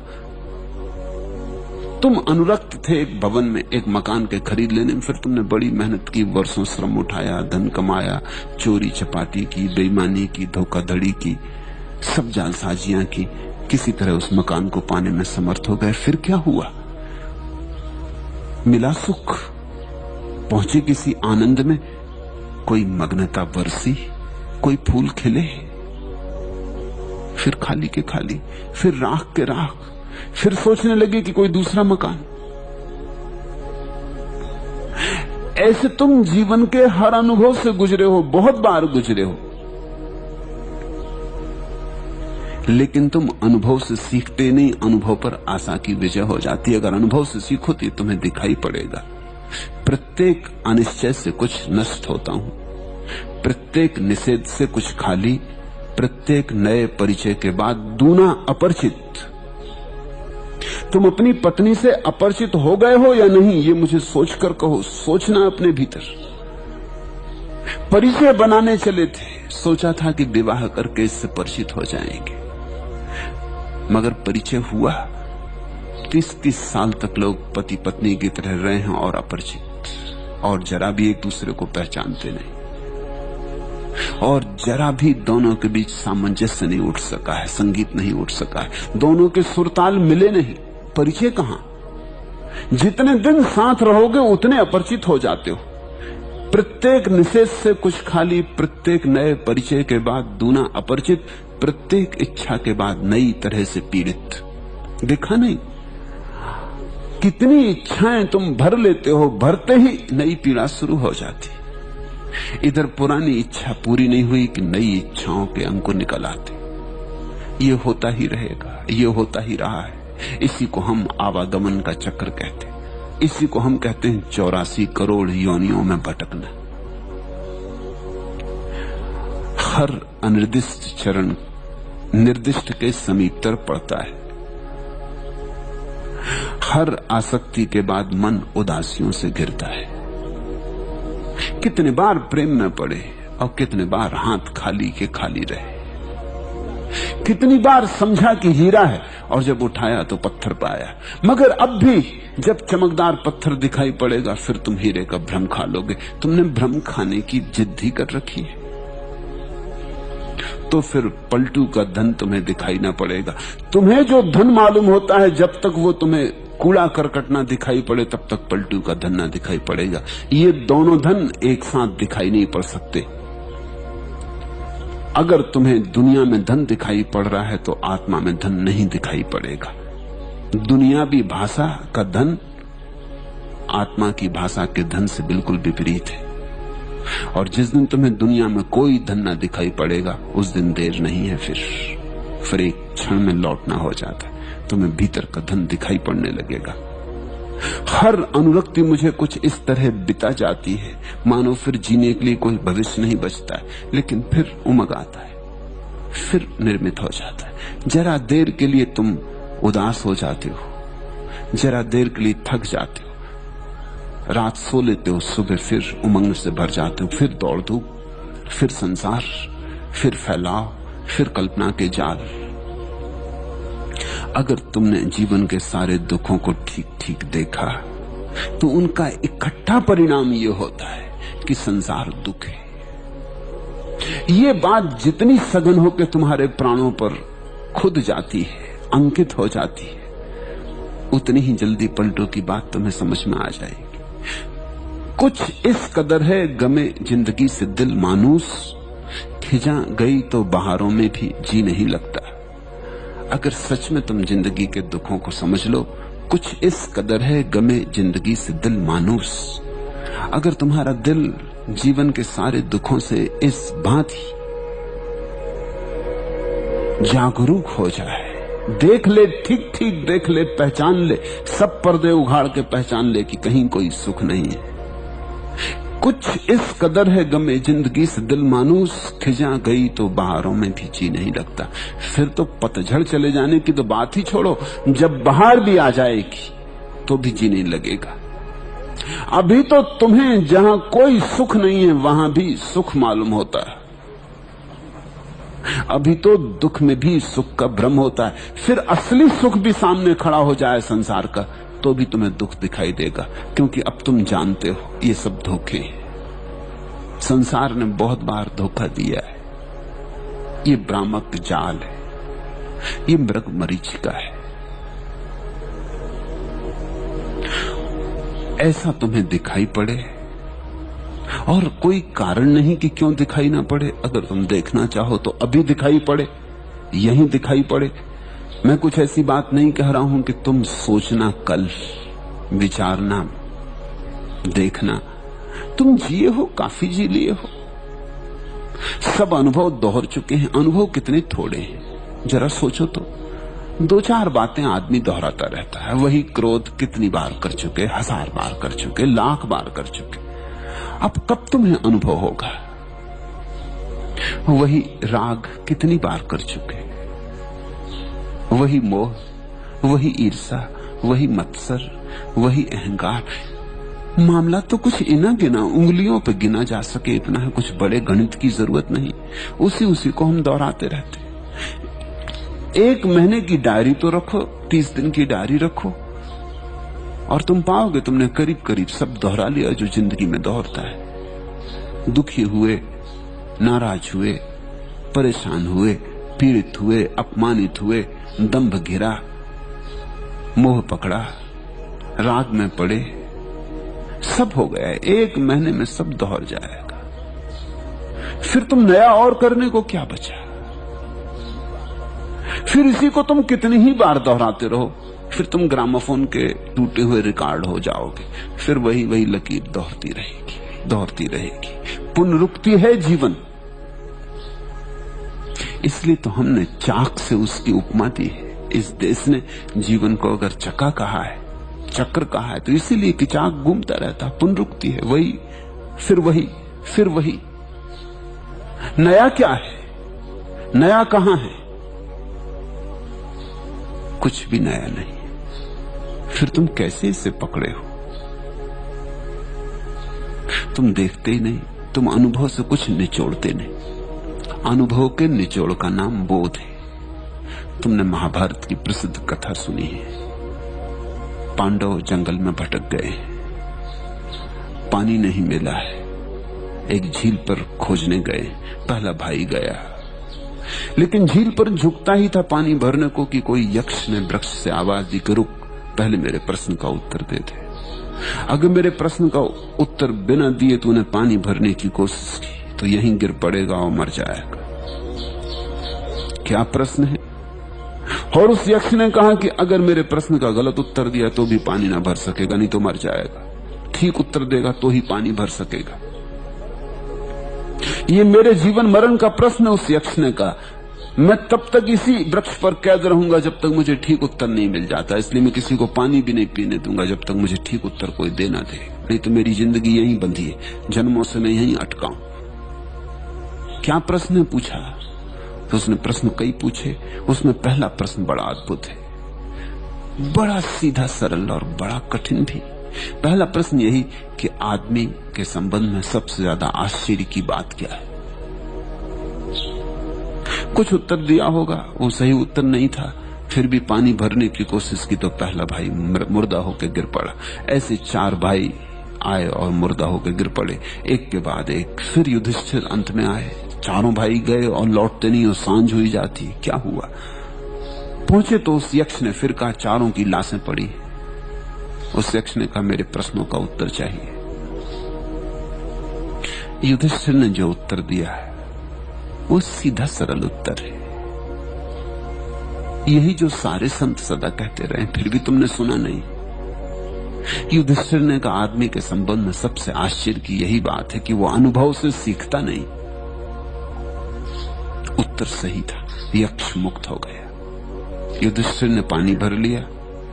युधिष्ठिर ने प्रार्थना की, मेरे भाइयों को भी जिला दे। वो भाई भी जिला दिए गए। यक्ष प्रसन्न था क्योंकि वो वृक्ष में बंधा था, आबद्ध कीला गया था, ठोका गया था, वो मुक्त हो गया। ये छोटा सा पाठ, तुम सोचते हो अगर तुम पानी भरने गए होते उस झील पर तो जिंदा लौट सकते थे। तुम ये उत्तर देते, ये उत्तर तुम्हारे जीवन से उठता नहीं उठता तो तुम भी उसी मूढ़ता में पड़े हो जिसमें सारे लोग पड़े। अनुभव सभी को होते हैं। जो अनुभवों को निचोड़ निचोड़ के इत्र बना लेता है, हर अनुभव से इत्र निचोड़ लेता है। ख्याल करना, फूल हैं, तुम फूलों को इकट्ठा ना कर सकोगे। फूल तो आए और गए, सुबह थे सांझ ना रहे, अभी हैं अभी कुंभला जाएंगे। फूलों को कोई संभाल के नहीं रख सकता। तिजोरी में बंद भी कर लोगे तो सड़ जाएंगे, राख रह जाएगी कुछ दिन बाद, सुगंध तो नहीं बचेगी, दुर्गंध हो सकती है। लेकिन फूलों को बचाने का एक उपाय है, इत्र निचोड़ लो, उनका सार निचोड़ लो, उनकी गंध निचोड़ लो। फूल तो मर जाएंगे लेकिन इत्र सदियों तक रह सकता है, इत्र शाश्वत हो सकता है। ऐसे ही अनुभव के फूल हैं। आज क्रोध किया, ये एक फूल है, इसमें से निचोड़ लो कुछ बोध, कुछ काम की बात, कुछ सार की बात। इसको ऐसे ही मत जाने दो। आज प्रेम किया, इसमें से निचोड़ लो कुछ काम की बात, एक फूल खिला। आज अपमानित हुए, नाराज हो गए, मूर्छित हो गए, अनाप शनाप बकने लगे, अनर्गल व्यवहार किया, विक्षिप्तता प्रकट की, ये फूल है, निचोड़ लो कुछ। ऐसे रोज रोज हर अनुभव के फूल से अगर निचोड़ते गए तो बोध का इत्र इकट्ठा होता है, तो बुद्धिमान होता है आदमी। बुद्धिमान आदमी शास्त्रों से नहीं होता। बुद्धिमानी जीवन के शास्त्र को अनुभव करने से आती, और सबको ये शास्त्र मिला है। ये जीवन सबके पास एक जैसा है, गरीब के पास, अमीर के पास, ग्रामीण के पास, शहरी के पास, पढ़े लिखे के पास, गैर पढ़े लिखे के पास, सबके पास एक सा जीवन है, क्योंकि जीवन के अनुभव एक से। पर बहुत थोड़े से लोग इसमें से इत्र निचोड़ते हैं। जो इत्र निचोड़ते हैं उनको पलटू की बात जज जाएगी, समझ में आ जाएगी। इत्र निचोड़ निचोड़ के तुम पाओगे कि बाहर के जीवन के किसी अनुभव में कोई सुख नहीं है, दुख ही दुख है, खालिस दुख है।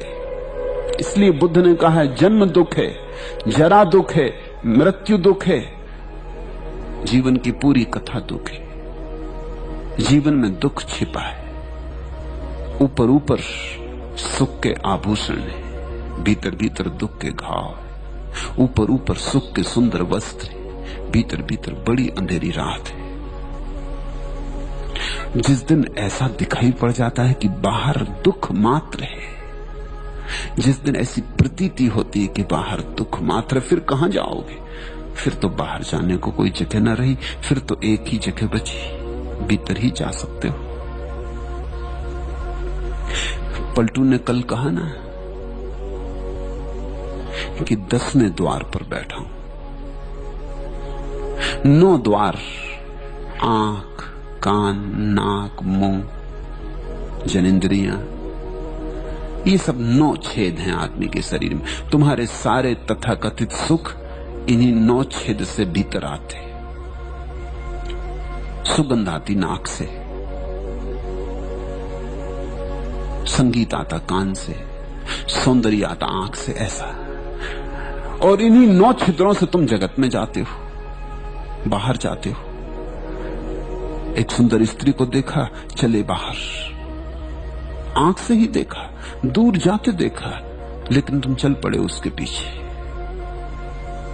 फिर तुम अपनी पत्नी के साथ चल रहे हो, लेकिन हो नहीं वहां, पत्नी तत्क्षण पहचान लेती कि आप चल पड़े, आप कहीं निकल गए दूर। पत्नियों को धोखा देना भी मुश्किल है। पत्नी जानती है, वो पूछने लगती कहां चले गए, क्या मामला है, तुम यहां नहीं मालूम होते।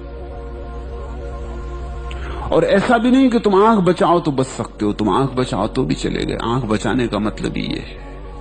एक स्त्री सुंदर जाती थी, तुमने नहीं देखने की कोशिश की, मगर अब इससे क्या होगा, नहीं देखने की कोशिश में ही चले गए। भीतर तो रूप उठाया, आंख से तुम बाहर बह गए। ये 9 छेद है और एक 10वां छेद है, 10म द्वार उसको ज्ञानियों ने कहा है। वो 10वां छेद भीतर की तरफ जाता, 9 छेद बाहर की तरफ। संसार के पक्ष में तो 9 मार्ग है, इसलिए लोग संसार में सुगमता से चलते हैं, रास्तों पर रास्ते, ये चूके तो दूसरा, दूसरा चूके तो तीसरा।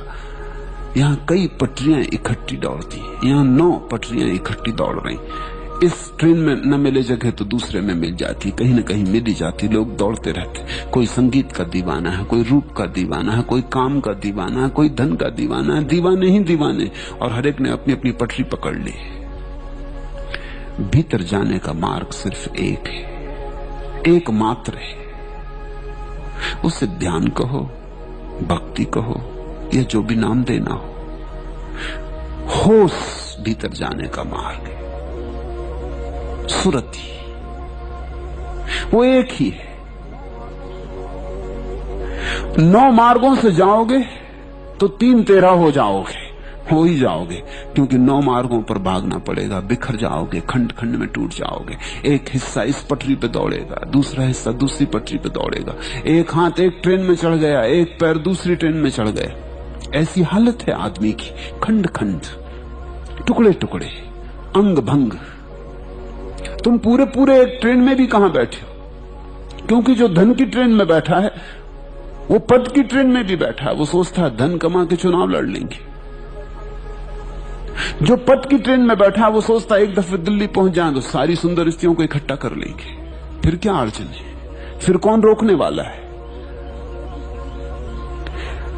तुम एक ही ट्रेन में भी नहीं हो, क्योंकि बाहर जाने वाली यात्रा एक ही ट्रेन में हो भी नहीं सकती। यहां इतनी ट्रेनें जा रही, तुम कैसे चूको, सभी को भोग लेना चाहते हो। तो आंख कहीं चढ़ गई, कान कहीं चढ़ गए, हृदय कहीं बैठा, सिर कहीं बैठा, एक पैर कहीं, एक अंग कहीं, ऐसे तुम खंड खंड हो गए। ऐसे आदमी बिखर जाता, छितर जाता टुकड़ों टुकड़ों में। यही तो संताप है, यही तो चिंता है। इनमें द्वंद्व हो जाता है, एक पूरब जा रहा है, एक दक्षिण जा रहा है। अनेक घोड़ों पर सवार हो गए, अब फांसी लगी, अब बड़ी अड़चन होती, क्योंकि तुम एक हो और तुम अनेक घोड़ों पर कैसे सवार हो सकोगे। होगे तो झंझट में पड़ोगे, टूटोगे, विक्षिप्तता आएगी। जितनी मनुष्य की वासनाएं बढ़ती जाती, उतनी विक्षिप्तता आती जाती, उतना जीवन का संगीत शून्य हो जाता, बेसुरापन हो जाता, भीतर की तालबद्धता टूट जाती। वो एक तारा फिर नहीं बचता। वो एक तारा है। फकीर के हाथ में तुमने एक तारा देखा ना, वो बहुत तारों वाली वीणा नहीं बजाता। बहुत तारों वाली वीणा तो संसार में ले जाती। फकीर तो एक तारा बजाता है, उसमें एक तार है, वो 10म द्वार की खबर देता है। वो तो एक को ही याद करता है, वो बहुत से प्रेम नहीं करता, वो एक को ही प्रेम करता है। इसलिए पलटू ने कहा पतिव्रता, भक्त तो पतिव्रता होता है। उसने तो एक को पकड़ लिया, उसने सबको छोड़ दिया। और एक साथे सब सधे, सब साथे सब जाए। संसार में जाने वाला आदमी धीरे धीरे सब खो देता है, स्वयं में जाने वाला सब पा लेता है। तुम अपनी हालत देखो। मैं जो कह रहा हूं केवल तथ्य की बात कह रहा हूं, न तो ये कोई काव्य है, न ये कोई दर्शन शास्त्र है। यहां सिद्धांतों में कोई रस्सी नहीं है।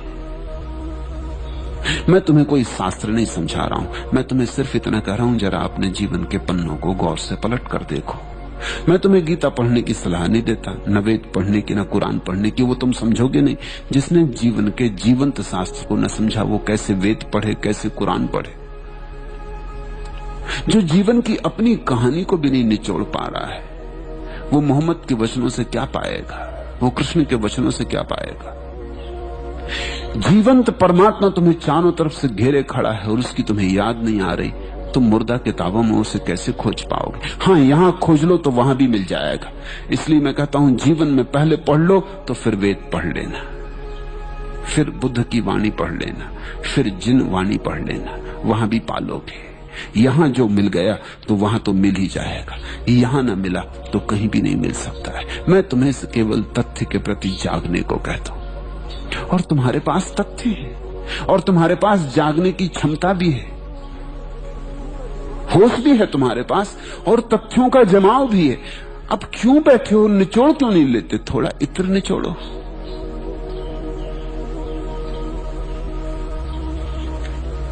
इसलिए कोई रुकावट नहीं, फिर भी करोड़ों में कोई एकाध इस धन का धनी हो पाता है। होना चाहिए सभी को, होने के हकदार हैं सभी, सभी की मालकियत है, ये जन्म सिद्ध अधिकार है। नहीं, ठीक होगा कहना स्वरूप सिद्ध अधिकार है, सबका अधिकार है, ये सबकी मालकियत। फिर भी तुम्हारी मर्जी, तुम इतने मालिक हो कि गुलाम बने रहना चाहो तो बने रह सकते हो। तुम इतने स्वतंत्र हो कि तुम गुलाम रहने को भी स्वतंत्र हो। तुम्हारी स्वतंत्रता असीम है,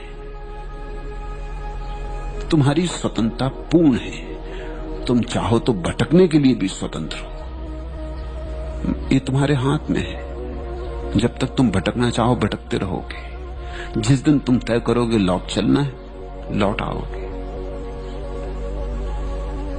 बुद्ध एक नदी के किनारे से गुजरते हैं, कुछ बच्चे खेल रहे हैं, उन्होंने रेत के घर बनाए और वो लड़ रहे हैं आपस में। कोई कहता है मेरा, वो कहता है ये तेरा, दूर रख अपने मकान को, मेरे मकान के करीब मत ला।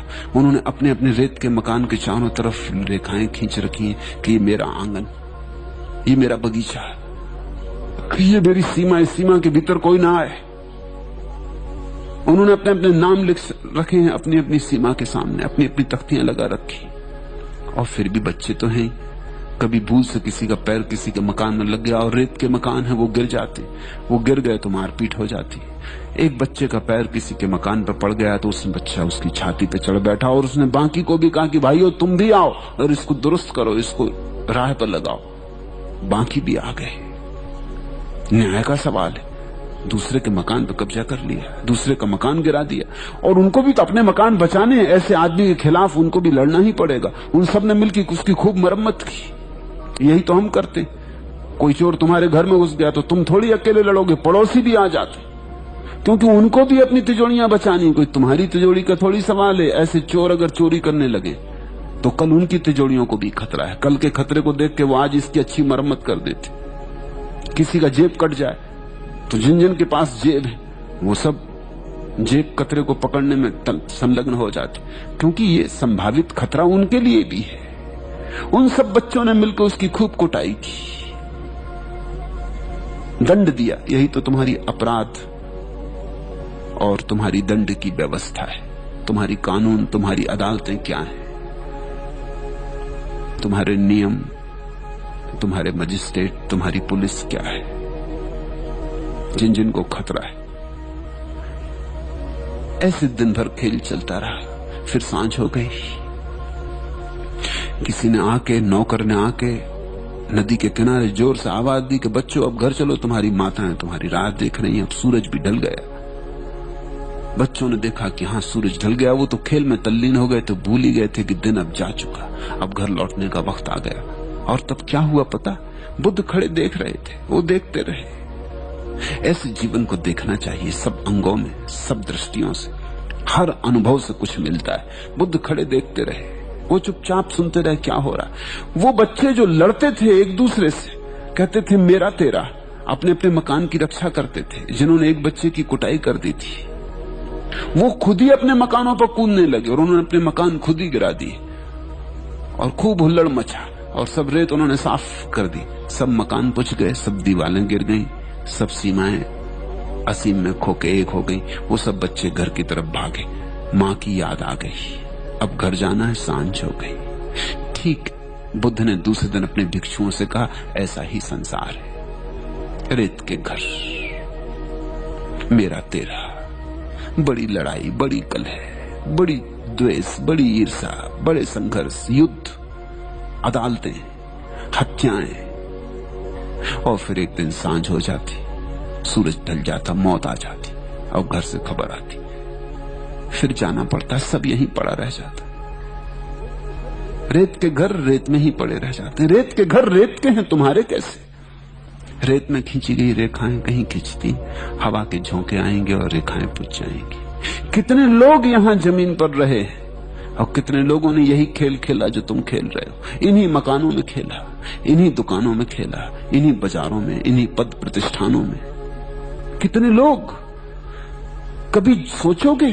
करोड़ों करोड़ों, अरबों अरबों लोग सब जा चुके, उनकी सांझ आ गई, चले गए। तुम्हारी सांझ भी जल्दी ही आती होगी। अजहूं चेत गंवार, अब भी चेतो। जो सांझ आने के पहले चेत जाए वो समझदार। जो मौत के आने पे चेते वो तो बहुत देर हो गई, उसको फिर जन्म लेना पड़ेगा। जन्म में ही चेते तो फिर जन्म नहीं लेना पड़ता। मरते वक्त अगर चेते भी और ये ख्याल भी आए कि अरे मैं बेकार मेहनत करता रहा, अदालत, मुकदमा, ये वो झगड़ा, जहां सा कुछ सार नहीं, सब पड़ा रह जाएगा। ये सब पड़ा रहा जा रहा और मैं चला। मगर मरते वक्त चेते तो बहुत देर हो गई, बहुत देर हो गई। अब कुछ करने को ना बचा। अब कब ध्यान करोगे? कब करोगे पूजा अर्चन? कब करोगे प्रार्थना? अब तो जवान भी लड़खड़ा गई, आंखें भी मंदिम हो गई। भीतर की थोड़ी बहुत जो बुद्धि थी, ज्यादा तो थी ही नहीं, ज्यादा होती तो कभी के जाग गए होते। थोड़ी बहुत थी, ऐसी धुंधलाती धुंधलाती, धुआं धुआं भरी, वो भी और धुंधली हो गई। मौत की घबराहट देख के प्राणों में समा गई, रोआ रोआ कांप गया, बेहोश होने लगे। नए जन्म की तैयारी हो गई। जो बेहोश मरता है वो नया जन्म ले लेता है। जो होश से मर जाता है फिर उसका कोई जन्म नहीं। लेकिन होश से मरोगे कैसे? जब जागते जागते मृत्यु के बहुत दिन आने के पहले भी तुम ये पहचान लोगे कि मौत आ रही और जीवन दोगे।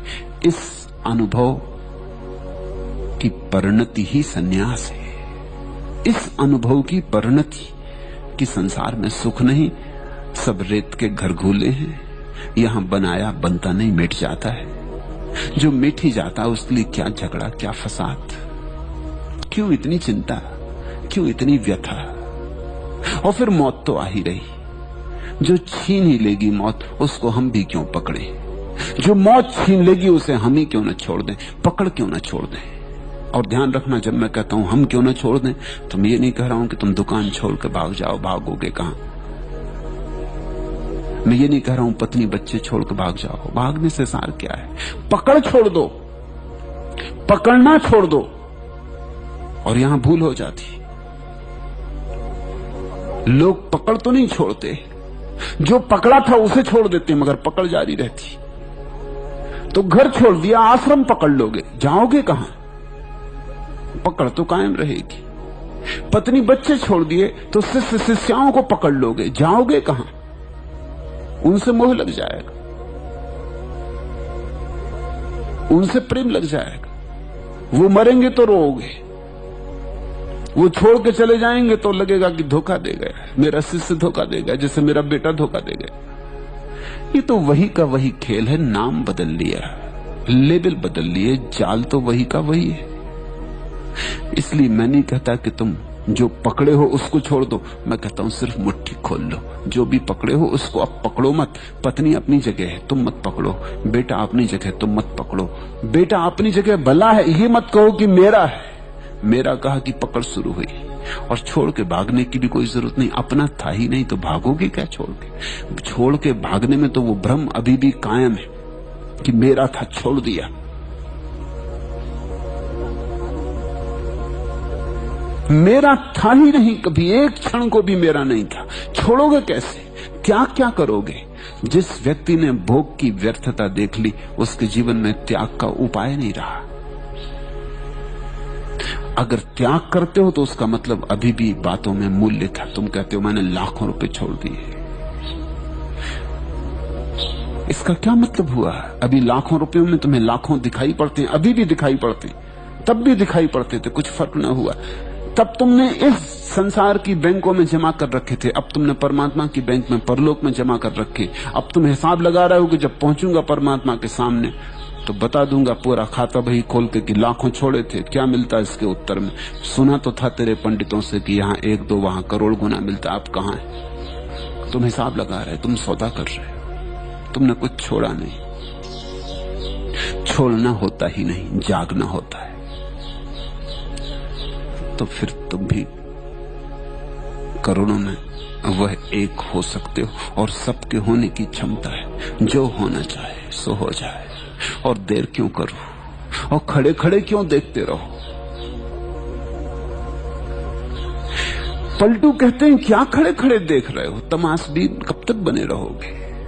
अनुभव लो, जागो। और क्या सारी बस्ती लूट लेगी तब तुम लूटोगे? क्या तुमने तय कर रखा सबसे आखिर में अपना नंबर लगाएंगे? किस कारण? जो अभी मिल सकता है उसे कल क्यों पाना? जो अभी मिल सकता है उसे कल के लिए क्यों छोड़ना? जो मिला ही हुआ है उस रस में क्यों न डूब जाओ, उस उत्सव में क्यों न तल्लीन हो जाओ? क्यों न उठने दो महोत्सव तुम्हारे जीवन से? क्यों न बहे रसधार? रसो वैसा, वह परमात्मा रस रूप है।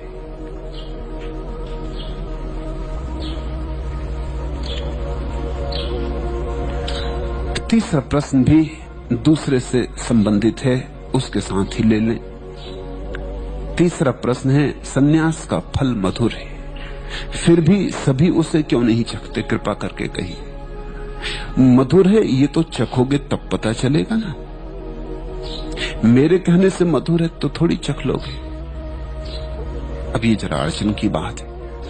चखोगे तो पता चलेगा मधुर है, और तुम चाहते हो कि पहले मधुर होने का पता चल जाए फिर चखे। ये तो फिर हो नहीं सकती बात, ये तो बात बनेगी नहीं। ये तो बात बनती थी उसके पहले बिगड़ गई। मैंने सुना है मुल्ला नसरुद्दीन तैरना सीखना चाहता था, वो नदी पर गया अपने एक मित्र को लेकर जो तैरना सिखा सकता था। संयोग की बात, संयोग की भी नहीं कहनी चाहिए, भीतर तो कारण रहे होंगे।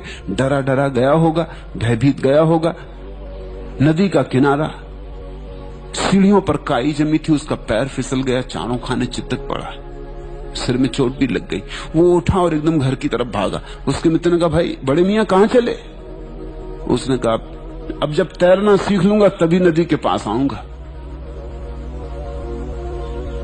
ये तो खतरनाक मामला है। अब अगर पानी में गिर गया होता तो जान गंवा देती। नमस्कार। उसने कहा, अब तो जब तैरना सीख लूंगा तभी नदी के पास आऊंगा। लेकिन तैरना कहां सीखोगे? तक के गरिया लगा के घर में? तैरना सीखना हो तो नदी के पास आना होगा। और तुम कसम ले लिए कि कसम अब नहीं आने वाला।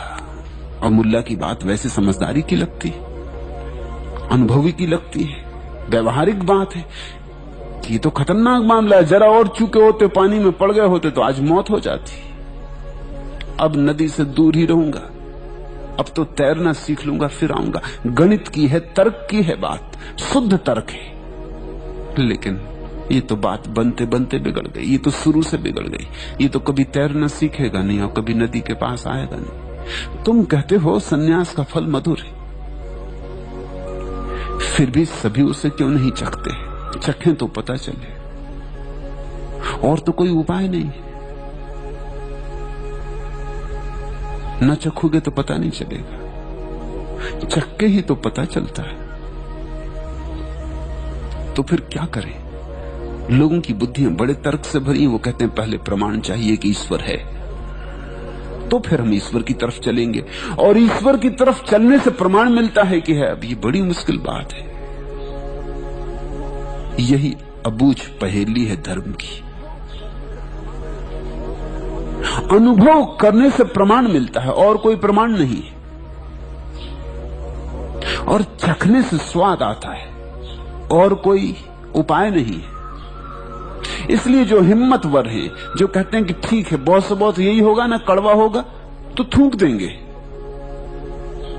ज्यादा से ज्यादा इतना ही होगा ना कि फल मीठा नहीं होगा, कड़वा होगा, तो जिंदगी में इतने कड़वे फल चखे एक और सही। कितने तो तुमने कड़वे फल चखे, अभी तक तुमने मीठा फल चखा कहां? कड़वे के तो तुम अभ्यासी हो। तो क्या घबराहट है? एक फल और सही, कड़वा ही निकल सकता है, चख तो लो। हालांकि जिनने चखा उन्होंने पाया कि मीठा है, मगर चख के पाया। डूबोगे तो अनुभव होगा, नदी में उतरोगे तो तैरना सीखोगे, तैरना सीखोगे तो उस पार जा सकोगे, तैरना सीखोगे तो गहराइयों में उतरने की क्षमता आ जाएगी और गहराइयों में मोती पड़े। नदी की सतह पर तो सूखे पत्ते इत्यादि बहते हैं, मोती नहीं। सागरों की गहराई में डुबकी मारनी पड़ती, गोताखोर होना पड़ता। बिना तैरे तो कैसे गोता मारोगे? इसलिए बहुत लोग वंचित रह जाते हैं, क्योंकि बहुत लोग तर्कनिष्ठ हैं। तर्कनिष्ठा धर्मनिष्ठा में बाधा है। धर्म की तरफ तो वही जाता है जिसको पलटू ने कहा, जिससे विश्वास हो जाए। विश्वास कैसे हो? विश्वास होने का क्या रास्ता? अब मैं तुमसे ये भी नहीं कह रहा हूं, पलटू भी नहीं कहते कि तुम जाकर ऐसी नदी में कूद पड़ो। पलटू भी कहते हैं कि किसी को खोज लो जो तैरना जानता हो, उसका संग साथ बना लो, यारी बना लो, किसी यार को खोज लो, कोई तो तैरना जानता होगा, कोई तो तुमने तैरता हुआ देखा होगा, किसी को तो पानी पर उमंग से तिरता हुआ देखा होगा। जिसको तुमने तैरता देखा हो, जिसको तुमने देखा हो पानी में खेलता है और जरा भी डूबता नहीं, उससे दोस्ती कर लो, उसके साथ संग साथ बना लो। इसको ही सद्गुरु की खोज कहते। इसलिए पलटू कहते हैं नाव भी मिल जाए तो क्या करोगे, केवट तो होना चाहिए, माझी कहां है। शास्त्र मिल जाए क्या करोगे, शास्ता होना चाहिए। हाथ पकड़ने वाला कहां है? शास्त्र को तुम पकड़ सकते हो, तुम तो खुद ही डूबने वाले हो, तुम्हारे साथ शास्त्र भी डूब जाएगा।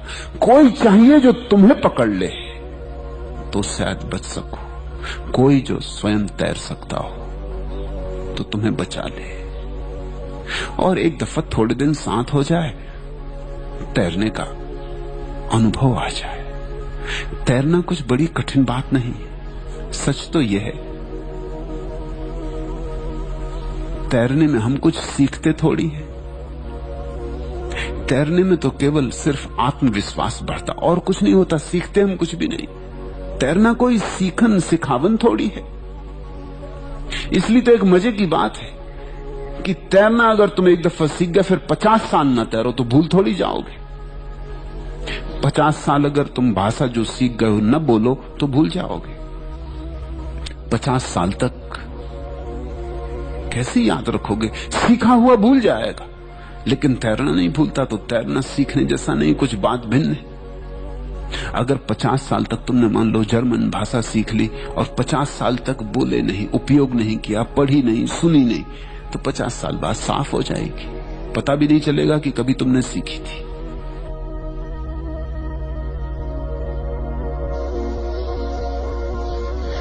लेकिन तैरना 50 साल तुम तैरो ही मत। एक दफा तैरना सीख लिया फिर नदी जाओ ही मत, सरोवर के पास जाओ ही मत।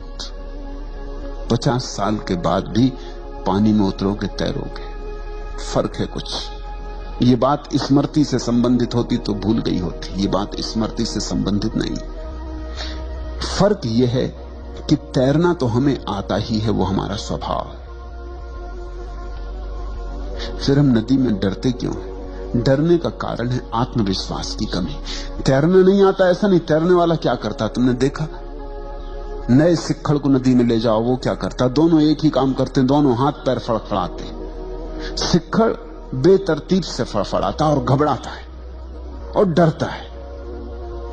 सीखा हुआ भी हाथ पैर फड़फड़ाता है, व्यवस्था से फड़फड़ाता है, संगति से, और डरता नहीं और निर्भय फड़फड़ाता है, क्योंकि उसे भरोसा आ गया, वो जानता है। फिर जब तैरने में कोई बिल्कुल कुशल हो जाता तो हाथ पैर भी नहीं फड़फड़ाता, नदी पे ऐसी तैर जाता। तुमने एक चमत्कार देखा है, तैर जाता, जिंदा डूब जाते हैं, जरूर कुछ मामला है।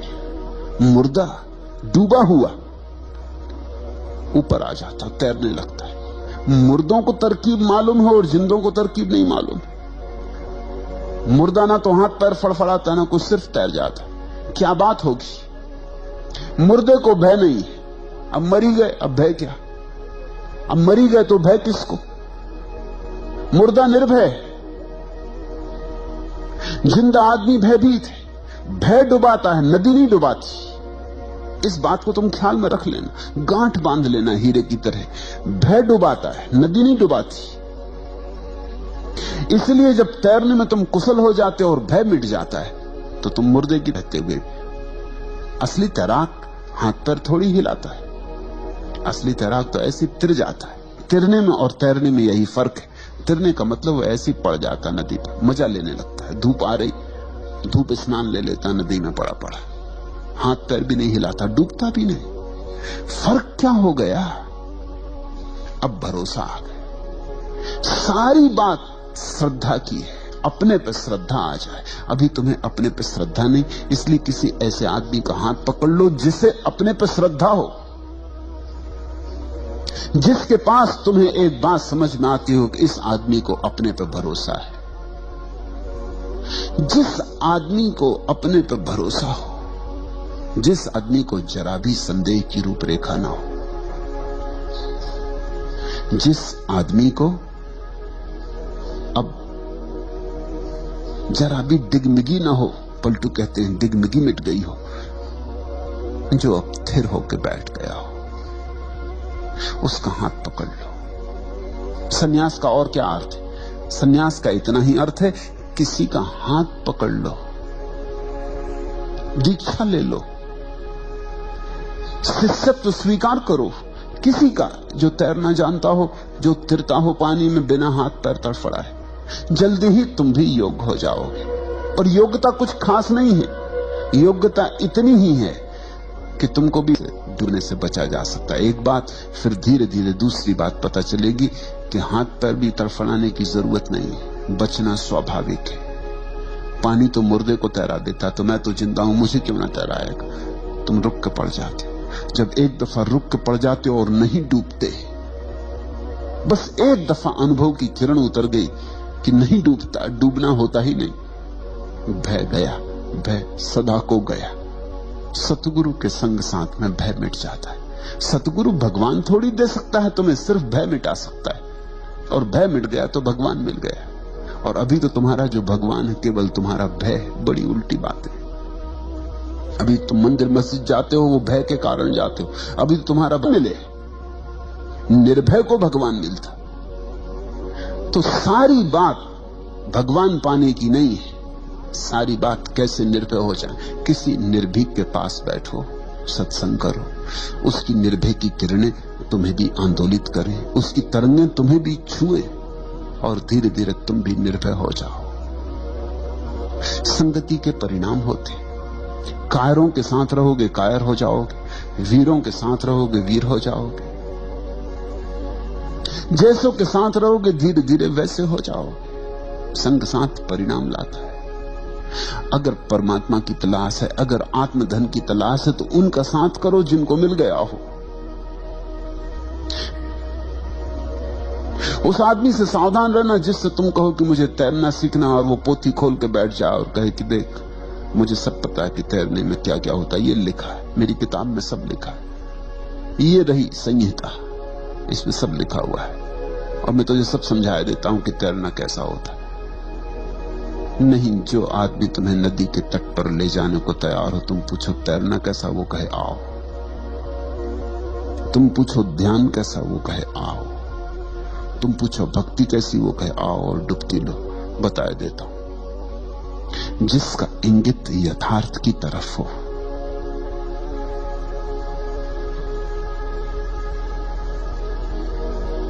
न्यास का फल ही मधुर है, संसार के तो सभी फल कड़वे। और अगर तुम्हें कड़वे लगते भी ना हो तो सिर्फ उसका कारण इतना है कि तुम्हारी जिह्वा अभ्यस्त हो गई है, जड़ हो गई। ऐसा हो जाता है ना, पहली दफे काफी पियो तो तिक्त लगती, फिर कुछ दिन अभ्यास करते रहो इस आशा में कि ये तो सीखनी पड़ेगी, सुसंस्कृत आदमी और काफी ना पियो तो गंवारपन का लक्षण है, काफी तो सीखनी ही पड़ेगी। थोड़े दिन अभ्यास करते रहो, फिर काफी तिक्त नहीं लगती। पहली दफा सिगरेट पियो तो खांसी आती, आंख में आंसू आ जाते हैं, गले में अड़चन मालूम होती, बिल्कुल स्वाभाविक हो रही। लेकिन फिर ये देख के ये तो बड़ी कमजोरी की बात हो गई, और सिगरेट ले जाओ अभ्यास, थोड़े दिन में शरीर स्वीकार कर लेता है इस अत्याचार को। धुएं को बाहर भीतर ले जाना, गंदे धुएं को, तमाकू के ज्वरग्रस्त धुएं को बाहर भीतर ले जाना, और धीरे धीरे तुम्हें रस आने लगता है। रस होता तो पहले दिन आ जाता, रस था नहीं, रस अभ्यास से बनाया जा रहा है। इसलिए मैं तुमसे कहता हूं कि परमात्मा का रस तो पहले ही अनुभव में आ जाता है, उसका अभ्यास नहीं करना होता। एक दफा मुड़ो भर